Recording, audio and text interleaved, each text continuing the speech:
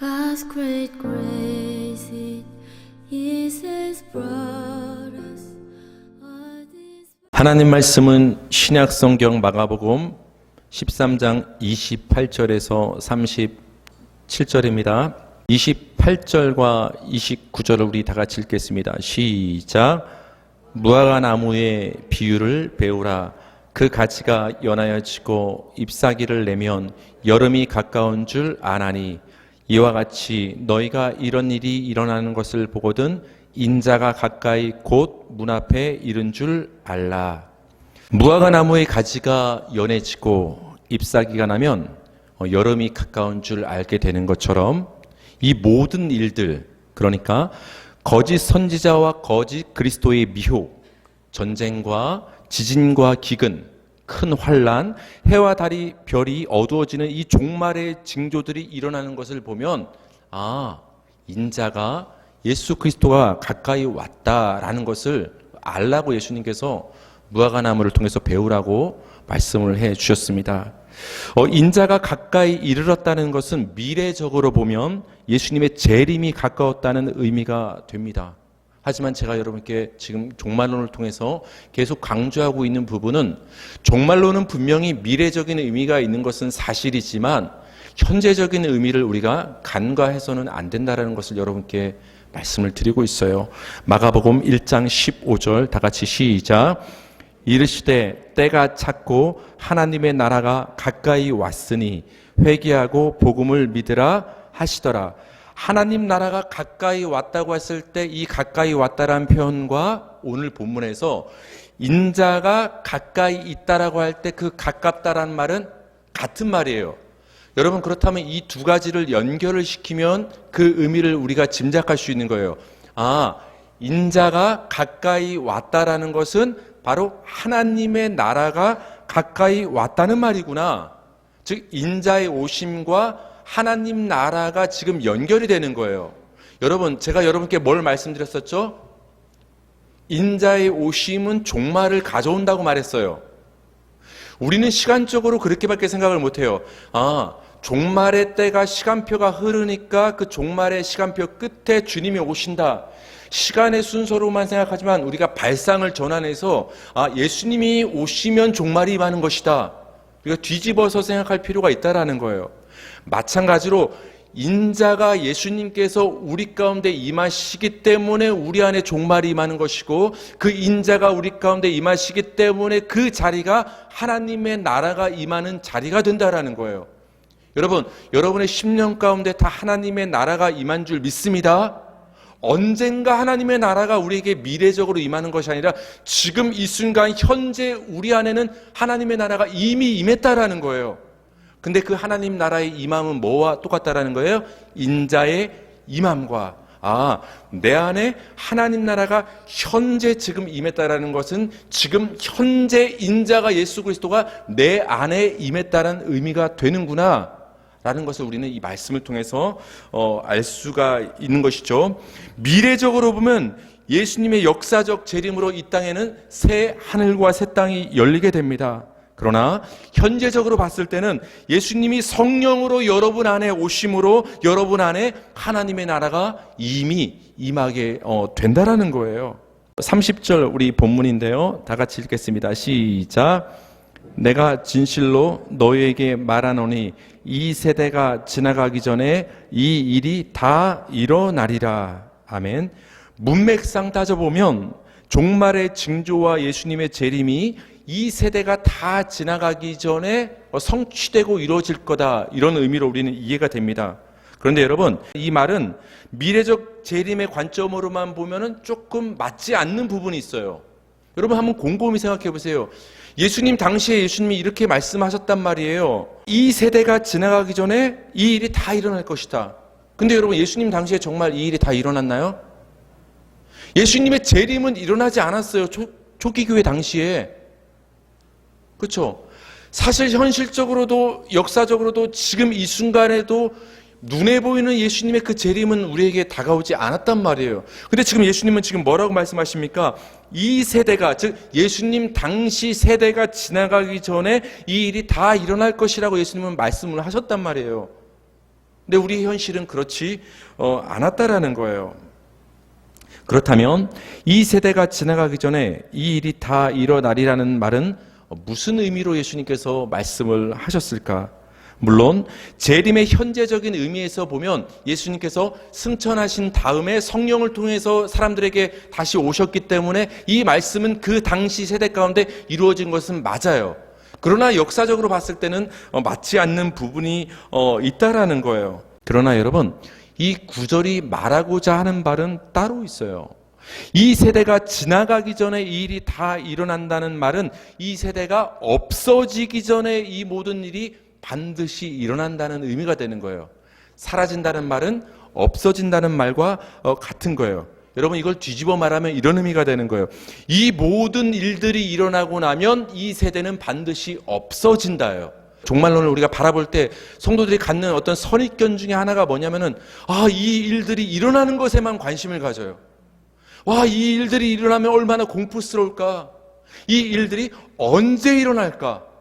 그 일들에만, 그 징조들에만 종말론 하면 우리는 보통 관심을 갖는다라는 거예요.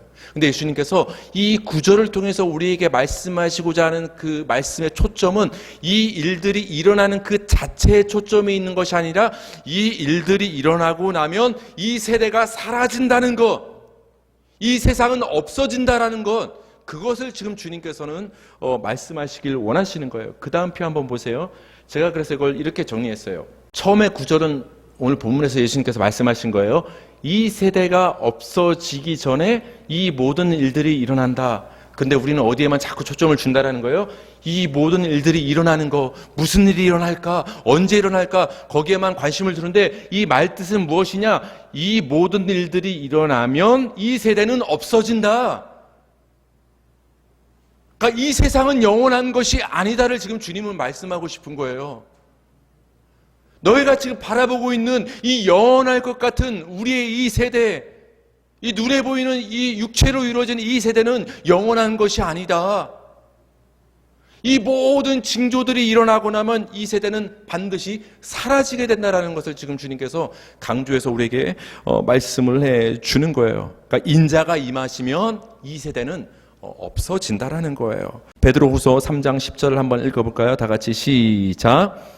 그러나 주의 날이 도둑같이 오리니 그날에는 하늘이 큰 소리로 떠나가고 물질이 뜨거운 불에 풀어지고 땅과 그 중에 있는 모든 일이 드러나리로다. 하늘이 떠나간다는 말은 하늘이 없어진다는 말이에요. 인자의 임함으로 이 세대가 사라지는 거예요. 사라짐을 지금 예수님께서 말씀하고 싶으신 거예요. 계시록 21장 1절 시작. 또 내가 새 하늘과 새 땅을 보니 처음 하늘과 처음 땅이 없어졌고 바다도 다시 있지 않더라. 주님의 재림 후 열리는 세상을 우리는 새 하늘과 새 땅이라고 하는데 거기에는 처음 하늘과 처음 땅은 사라진다는 거예요. 예수님이 오시니까 사라지는 일들이 벌어지는 거예요. 그거를 봐야 돼요. 우리는 사라진다는 걸 깨달아야 돼요. 근데 그 사라진다는 사실을 우리는 잊은 채 무슨 일들이 벌어지는 눈에 보이는 현상에만 자꾸 주목을 하면 우리는 종말론을 바로 볼 수가 없다라는 거예요. 이렇게 예수님의 오심으로 이 세대가, 이 세상이 없어진다는 말은 우리 자신 하나하나에게도 의미가 있어요. 제가 여러분께 항상 강조드리는 말씀이 뭐라고 했죠? 성경에 있는 모든 일들은 역사적으로 일어난 분명한 사실인 것은 맞지만 우린 그 사실을 믿지만 그 역사적인 성경에 기록된 사실에는 우리 하나하나를 향한 중요한 영적 의미가 있다. 어떤 생명을 주는 구원의 의미가 있다는 것을 우리는 함께 봐야 된다는 거예요. 하나님께서 천지를 창조하신 것은 분명한 역사적인 사실이지만 그 천지 창조에 담긴 나를 향한 메시지를 들을 수가 있어야 된다는 거예요. 마찬가지로 이 세대가 지나가기 전에 이 일이 다 이루어질 것이다. 뒤집어 말하면 이 일이 다 이루어지면 인자가 임하시면 이 세대와 이 세상은 사라진다는 이 말씀에 담긴 나를 향한 그 의미를 알아야 된다는 거예요. 여러분 한 분 한 분을 향한 중요한 의미가 이 구절에는 담겨 있다라는 거예요. 이 말은 무슨 의미냐? 예수님이 성령으로 현재 여러분 안에 내 안에 오시면 음란하고 죄 많던 나의 옛사람은 없어진다라는 의미가 있는 거예요. 주님이 임하시면 이 세대는 사라지고 없어진다. 이걸 나에게 적용하면 주님이 성령으로 내 안에 오시면 나의 옛사람은 사라진다. 죄 많고 음란했던 믿지 못하던 나의 불신앙은 사라진다. 그런 의미가 있는 거예요. 고린도후서 5장 17절 다 같이 시작.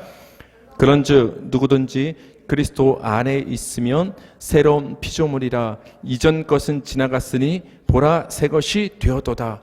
저는 예전에 이 구절이 굉장히 부담스러웠던 구절 중에 하나예요. 분명히 이렇게 선포하고 있단 말이에요. 누구든지 그리스도 안에 있으면 새로운 피조물이래요. 이전 것은 지나갔대요. 새 것이 되었대요. 근데 저는 예수를 믿긴 믿는데 아직 지나가지 않은 것들이 굉장히 많았거든요. 아직 끊지 못한 것들이 굉장히 많았는데 과연 내가 새로운 피조물일까? 과연 이전 것은 지나갔을까? 그런 의구심이 내 자신을 바라봤을 때 이 구절과 매치를 시켰을 때 굉장한 마음속에 어떤 그 갈등이 있었던 지난 날이 떠오릅니다. 그리스도 안에 있으면 새로운 피조물이다. 이전 것은 지나갔다는 말은 그리스도가 내게 임하시면 그 예수님의 임하심으로 나의 이전 것은 사라진다는 말이 되는 거예요. 내가 그리스도 안에 있으면, 이 말은 그리스도가 내 안에 오시면 나의 이전 것은 지나간다. 이 말은 사라진다라는 거예요. 나의 이전 것이 무엇입니까?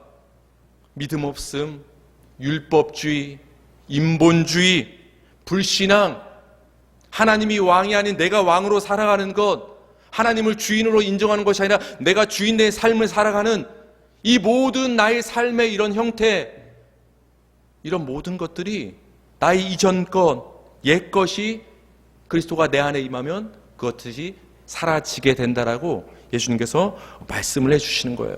이렇게 예수님의 임하심으로 이 세대가 없어진다는 말을 통해 예수님이 결국 말씀하시고자 하는 바는 따로 있습니다. 30절과 31절을 우리가 한번 묶어서 볼 필요가 있어요. 다 같이 읽어보겠습니다. 시작. 이 세대가 없어지기 전에 이 일이 다 일어나리라. 31절. 천지는 없어지겠으나 내 말은 없어지지 아니하리라. 그러니까 여러분 31절을 뚝 떼놓고 30절만 보면은 이 말을 굉장히 오해하는 거예요. 아, 어떤 일이 일어날까? 그 현상에만 우리는 목을 매게 되는데 31절과 연결시켜보면 아, 예수님이 이걸 말씀하시길 원하셨구나를 지금 우린 깨달을 수 있어요. 보세요. 30절에서 이 세대가 지나가기 전에, 즉 지나간다는 건 없어진다는 의미가 있다고 했잖아요. 근데 31절에서 다시 한번 반복해서 말씀하십니다. 천지는 없어지겠으나. 두 번 말하잖아요. 뭘 두 번 말해요? 없어진다는 얘기를. 그러니까 주님은 지금 뭘 말씀하고 싶은 거예요? 너희가 바라보는 이 세상은 영원한 게 아니다를 지금 주님은 말씀하시기를 원하시는 거예요.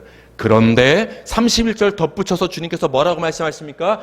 그런데 내 말은 없어지지 아니하리라. 예수님은 지금 이걸 말씀하시고 싶은 거예요. 이 세상은 사라진다. 이 세대는 사라진다. 인간은 사라지고 쇠잔해지고 불처럼 시들게 된다. 그러나 내 말만이 영원히 서게 될 것이다. 그렇다면 너희가 무엇을 붙잡고 살 것이냐 지금 예수님께서 우리에게 말씀을 해 주시는 거예요. 굉장히 비슷한 구절이 마태복음 5장 18절에 있는데 진실로 너희에게 이르노니 천지가 없어지기 전에는 율법의 1.1획도 결코 없어지지 아니하고 다 이루리라. 천지가 없어지기 전에는 율법의 1.1획도 결코 없어지지 아니하고 다 이룬다. 여러분 이거 무슨 말이에요? 이거 솔직히 예수 믿은 다음에도 굉장히 부담스러운 구절 아니었어요? 우리가 이제 율법으로부터 자유로워졌다고 분명히 말씀을 들었는데 이제 우리가 하나님의 은혜 안으로 들어갔는데 우리가 이제 복음을 받아들였는데 그 율법은 아직도 사라지지 않고 영원하다고? 그럼 우리는 그 율법을 지켜야 된다는 얘기인가? 보통 이 구절을 이렇게 말씀을 많이 하셔요. 어떻게 말씀을 많이 하시냐면은 천지가 없어지기 전에는 율법의 1.1획도 한 구절도 결코 없어진다고 하지 않았냐. 그러니까 우리가 은혜의 시대, 복음의 시대를 살고 있기는 하지만 예수님의 은혜로 구원을 받는 것은 맞지만 그래도 율법을 지켜야 된다. 이렇게 연결을 많이 이 구절을 보고 시킵니다.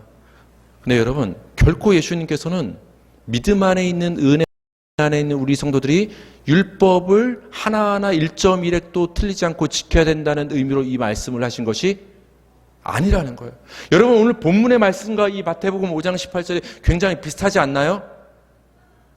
천지는 사라지겠으나 내 말은 영원히 없어지지 않는다. 영원히 서리라. 그 말씀과 지금 마태복음 5장 18절을 보니까 천지가 없어진다는 말이 공통적으로 나오면서 율법의 1.1획도 없어지지 않는다, 이런 말을 쓰고 있잖아요. 이 마태복음 5장 18절에서 지금 주님이 말씀하시고자 하는 바는 이런 의미가 있는 거예요.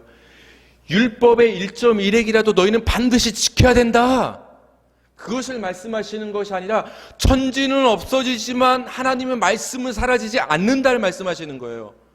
오늘 본문에서 예수님 말씀하셨던 것처럼 이 세대는 사라지지만 나의 말씀은 반드시 성취된다. 나의 말씀만 영원하다.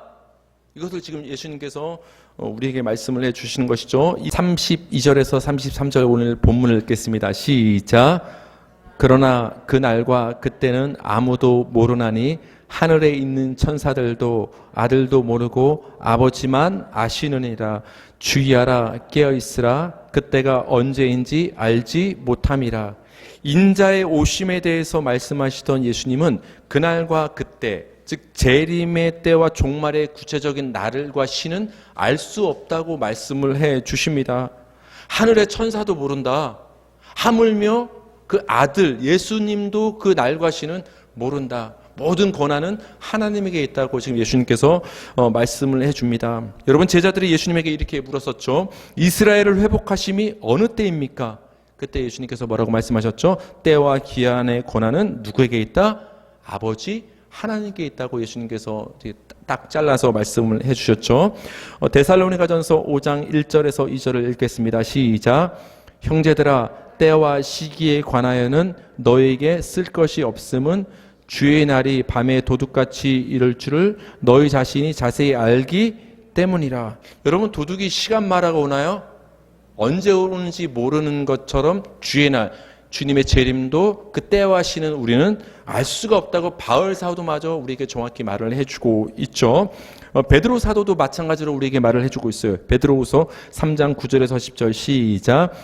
주의 약속은 어떤 이들이 더디다고 생각하는 것 같이 더딘 것이 아니라 오직 주께서는 너희를 대하여 오래 참으사 아무도 멸망하지 아니하고 다 회개하기에 이르기를 원하시느니라. 그러나 주의 날이 도둑같이 오리니. 그러니까 바울이나 베드로나 지금 똑같은 얘기를 하고 있는 거예요. 왜 똑같은 얘기를 할까요? 예수님한테 똑같이 배웠으니까. 예수님이 그 때와 시는 알 수 없다고 하셨으니까 당연히 바울과 베드로도 그 때와 시는 알 수 없다고 얘기하는 거예요. 그러나 공통적으로 말할 수 있는 것은 무엇이냐? 도둑같이 오신다라는 거예요. 여러분, 베드로 사도가 지금 뭐라고 얘기를 합니까? 주의 날이 도둑같이 온다. 주께서는 너희를 대하여 오래 참으신다. 여러분, 예수님이 지금 여러분이 솔직히 느끼시기에 빨리 오시는 것 같아요? 늦게 오시는 것 같아요? 솔직히 왜 이렇게 안 오시나 그런 생각 들지 않아요? 늦게 오는 생각 들어요, 안 들어요? 그래서 그랬잖아. 예수님 당시에도 기롱하는 사람들이 나타나서 조롱한다고 했어요. 야, 너희가 예수님이 속히 오신다고 지금 복음을 전하고 있는데 너희가 말하는 것과는 현실은 다르다. 예수님 지금도 안 오고 있는데 무슨 예수님이 재림한다고 속히 오신다고 말하느냐. 예수님 당시에도 재림의 복음은 조롱을 받았다면 2000년이 흐른 지금이야말로 얼마나 재림 얘기하면 조롱을 당하겠어요. 이단 사이비 얘기 듣는단 말이에요. 그러나 성경은 분명히 예수님은 다시 오신다고 우리에게 말씀을 해주셨습니다. 우리는 그 다시 오시는 예수님을 기다리는 거예요. 근데 우리 인간이 생각하기에는 그 예수님은 너무나 늦게 오는 것처럼 느껴지는 거예요. 늦게 오는 게 복입니다. 베드로가 뭐라고 말합니까? 주께서는 너희를 대하여 오래 참으사. 빨리 오면 다 죽어요. 왜 예수님 늦게 오십니까? 그러지 마요. 빨리 오면 우리 다 죽는 거예요. 여러분에 대해서 지금 주님은 참고 계시는 거예요. 예수님은 왜 안 올까? 혹시 약속이 틀린 것 아닐까? 거기에 중점을 두지 마시고 하나님이 예수님이 여러분을 사랑하시기 때문에 여러분에 대해서 예수님께서 오래 참으시기 때문에 시간을 더 주시는 거예요. 여러분, 시간 있을 때 예수님 잘 믿으시기 바랍니다. 시간이 있을 때 예수님을 예배하기 바랍니다. 시간이 있을 때 복음을 전하길 바랍니다. 예수님이 지금 시간 주시는 거예요. 갑자기 도둑같이 이르시면 그때는 더 이상 우리에게 시간은 없게 되는 거예요. 그날과 그때가 언제인지 알지 못하기 때문에 예수님은 주의하고 깨어 있으라고 우리에게 말씀을 하십니다. 여러분, 깨어 있다라는 것은 보통 기도와 연관을 시켜서 우리는 생각을 하죠. 기도하고 깨어 있어라. 근데 여러분, 깨어 있다라는 것은 기본적으로 어떤 의미를 갖고 있냐면은 준비가 된 상태예요. 어떤 경계하는 상태. 지금 누가 갑자기 오지는 않는가? 도둑이 오지 않는가? 이렇게 경계하는 상태, 준비가 된 상태를 성경에서는 깨어있다라고 말하는 거예요. 예수님은 그 날과 시와 때를 알지 못하기 때문에 깨어있으라는 이 말씀을 비유로 우리에게 말씀을 해주십니다. 한 주인이 그 종들에게 권한과 어떤 직무를 맡기고서 멀리 타국으로 여행을 떠납니다. 근데 돌아올 시간을 알려주지 않는 거예요. 근데 내가 언제 돌아올지 모르기 때문에 항상 깨어있으라고 그 주인이 경고를 하고서 먼 곳으로 떠나게 됩니다. 근데 갑자기 주인이 호련히 갑자기 도둑같이 임하면 그때 만약 깨어있지 않는 그 종들은 어떤 징계를 이제 받을 수가 있다라는 것을 예수님께서 비유를 통해서 말씀을 해 주는 것이죠. 이 비유를 통해서 예수님이 말씀하시는 거예요. 이것처럼 너희들도 깨어 있으라는 거예요. 왜 그럴까요? 예수님은 이 주인처럼 언제 오실지 모르기 때문에 그래요. 호련히 갑자기 도둑같이 예수님은 임할 수 있기 때문에 그래요. 여러분, 왜 집주인은 종들에게 언제 돌아오는지를 알려주지 않았을까요? 그냥 편하게 내가 몇 날 몇 월 며칠 올 테니까 준비하고 있어, 이렇게 알려주면 서로 편한 거 아닐까요? 여러분 생각해 보세요. 언제 돌아오는지 미리 알려주면 종들은 평소에는 어떻게 지낼까요? 게으름피며 잠자며 깨어있지 않고 직무를 태만히 하다가 주인이 다가올 시간이 되면 조금씩 일하기 시작해서 주인이 오는 그 날만 깨어있는 척하는 게 사람의 본성 아닙니까? 솔직히 그렇잖아요. 언제 돌아오는지 그 시간을 알려주지 않았기 때문에 언제든 돌아올 수 있기 때문에 종들은 항상 깨어있을 수밖에 없는 거예요. 그렇죠? 저는 어릴 시절 그런 경험 많다고 했잖아요. 부모님이 어머니가 어디 나가시면 항상 시간을 물었다고 했잖아요. 엄마 언제 와? 엄마가 보고 싶어서 언제 와라고 제가 물었을까요? 그 언제 오는 시간을 확인하고 있다가 그 시간까지는 제 자유의 시간을 보내고 일탈을 하고 싶은 거예요. 어지럽히고 싶은 거예요. 그리고 나서 어머니가 올 그 시간이 되면 후다닥 정리하면 되니까. 근데 우리가 가끔 그런 경우 있죠. 부모님이 나 언제까지 올 거야 딱 그랬는데 부모님 문제가 생겨서 갑자기 들이닥칠 때 있지 않습니까? 그때 굉장히 난감한 일을 아마 경험해 보신 분들이 있을지 모르겠어요. 이것처럼 여러분, 예수님께서는 우리에게 때를 알려주시지 않았어요. 주님, 왜 우리에게 때를 알려주지 않습니까? 우리는 원망할 수도 있지만 왜 알려주지 않았다는 거예요? 항상 깨어있게 하시기 위해서 알려주지 않은 거예요. 만약 우리에게 그 시를 알려준다면 우린 다 태만할 수밖에 없고 내 뜻대로 살 수밖에 없는 거예요. 그 때를 알려주지 않았기 때문에 우리는 항상 언제 올지 모르는 그 주님을 생각하면서 항상 깨어있을 수밖에 없다는 거예요. 사랑하는 성도님들, 예수님은 종말의 여러 징조들을 보면 인자가 가까이 이른 줄 알라고 말씀을 하셨습니다. 종말의 여러 징조들이 있었죠.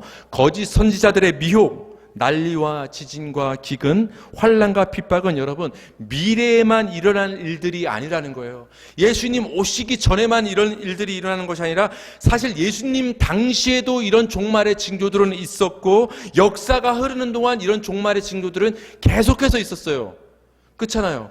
예수님 당시만 전쟁이 있었던 게 아니라 역사에 계속 전쟁이 있었고 오늘날도 지금 러시아 우크라이나 전쟁이 있지 않습니까? 예수님 당시에만 미혹이 있었던 것이 아니라 역사 속에서 계속 거짓 선지자들은 나타났고 오늘날 지금 우리가 살고 있는 이 시대도 미혹이 많지 않습니까? 여기서 우리가 뭘 깨달을 수 있는 거예요? 예수님이 오시기 바로 직전만 종말이 아니라 예수님이 계셨던 그 옛날도 종말이었구나. 역사의 매 순간이 종말이었다라는 것을 우리는 알 수가 있는 거예요. 여러분, 그렇기 때문에 우리가 지금 살고 있는 이 현재 이 순간도 우리는 종말의 시대를 살고 있는 거예요. 매 순간에 우리는 종말을 살고 있는 거예요. 그렇다면 그 종말은 누가 임하시는 때라고 했죠? 예수님이 인자가 가까이 왔으면 종말이 가깝다라고 했죠? 우리가 지금 종말의 시대를 살고 있다면 인자가 우리에게 오시는 때를 살고 있다는 걸 우리는 알 수 있는 거예요. 매 순간 종말이기 때문에 매 순간 주님이 우리에게 임하시는 때를 우리는 살고 있는 거예요. 그렇기 때문에 우리 성도들은 항상 준비하고 깨어서 기도하는 삶을 살아야 되는 것입니다. 여러분, 주님의 다시 오심을 소망하시기 바랍니다. 주님은 반드시 다시 오십니다. 그 다시 오실 주님을 기쁨으로 맞이하기 위해서 항상 깨어있는 우리 성도들 되기를 주님의 이름으로 축원합니다.